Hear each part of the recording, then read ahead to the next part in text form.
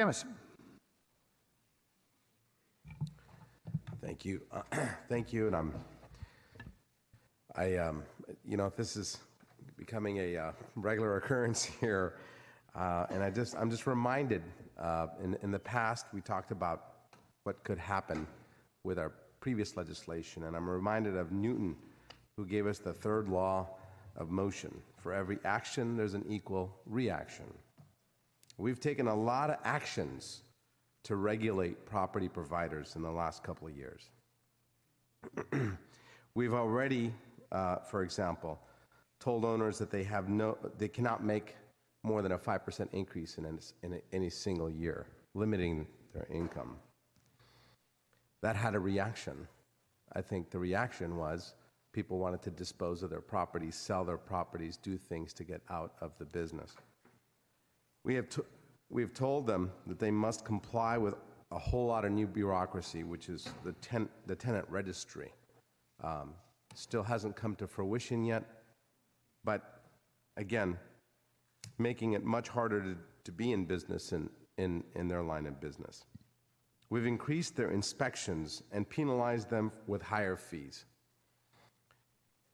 We've taken away the opportunity for them to bank any opportunities that they missed out on from previous years. So if they don't raise their rent 1 year, they cannot bank any unraised portion.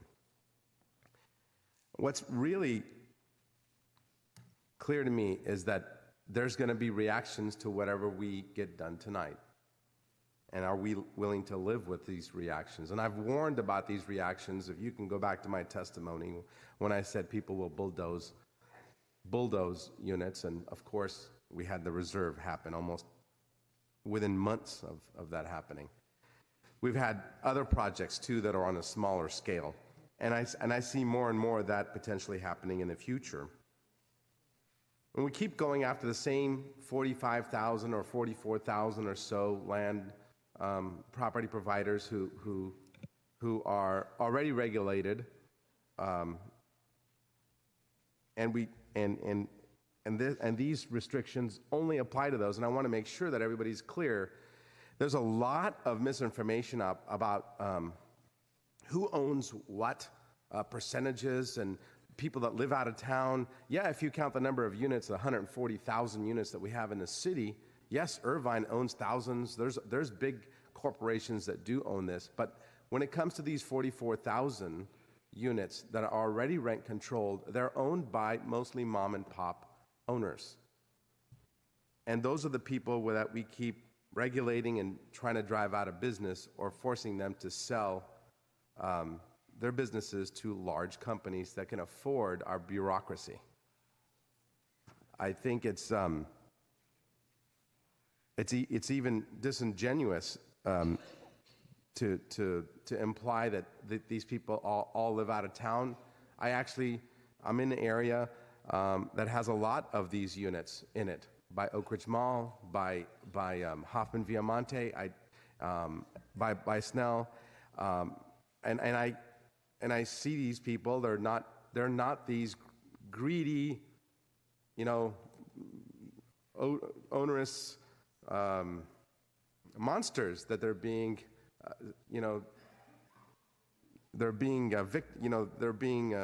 depicted here as evil, greedy, money-hungry monsters. And I think it's important to understand that these people are also trying to make a living. The number one thing that hurts the renters, the owner industry, is a vacancy. The number one thing that hurts a landlord is a vacancy. So when somebody, I could tell you as a landlord, when somebody kicks out a tenant, it's not because they want to, it's because they feel that if they don't do it, then they're going to either hurt their property or hurt their livelihood in some way, or hurt other tenants. So it's important to understand both sides, and I think that both sides need to listen to each other.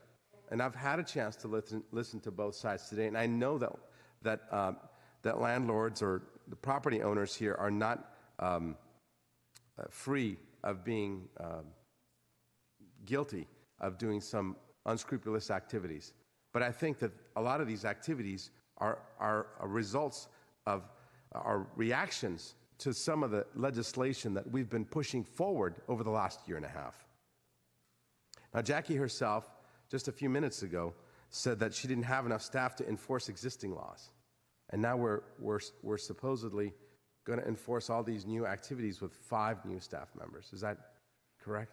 We have 5 new being proposed?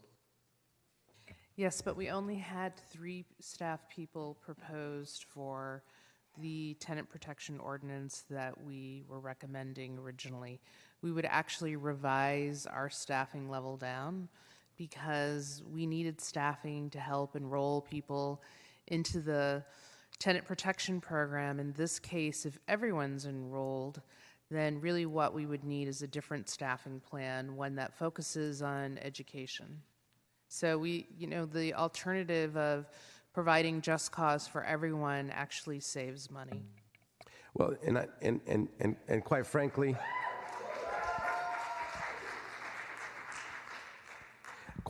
I was leaning I was leaning towards supporting the current motion on the table because I feel that that's possibly one of the only ways that you can enforce it. But it doesn't look like that's going to pass anyway. But I just want to be clear. We have created numerous new restrictions, so much so that your department is basically going to be in charge of these 44,000 units. They have to report to us on the rental registry program.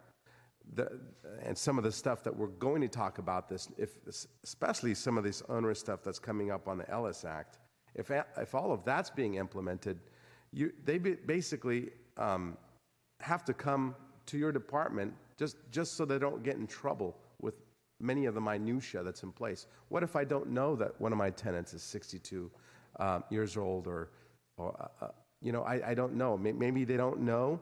Maybe you don't know their birthdays and if they're coming true, and they can end up falling into trouble with just the minutia in some of the details that are in this, proposal.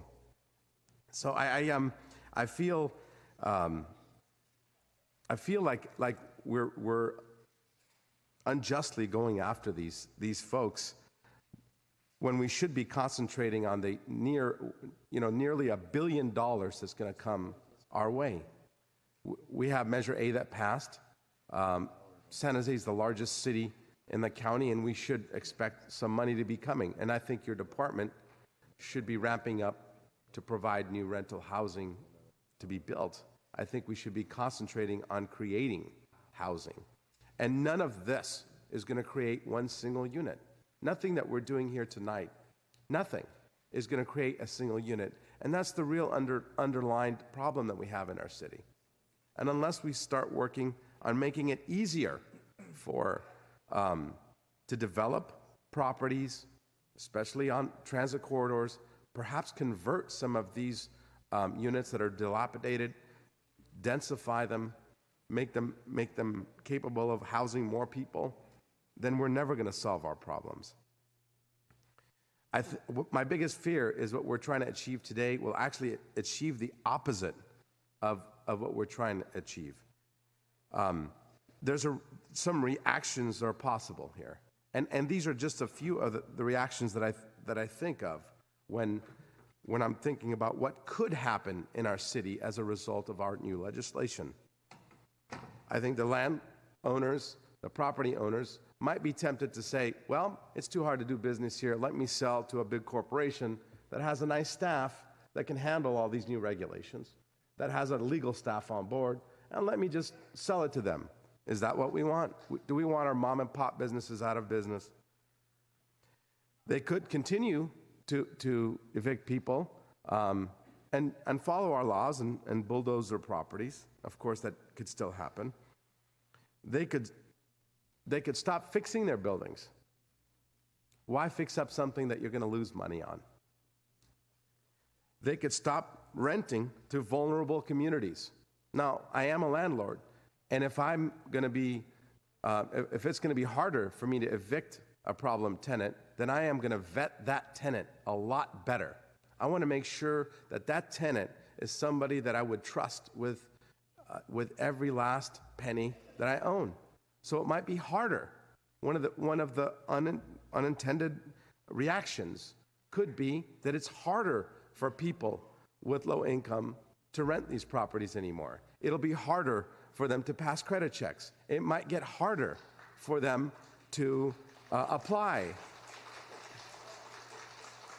So we're going to be hurting the very same people that we're trying to protect as a reaction to what we're trying to do. I want to be clear. I love the people that are here. I've lived in low-income units.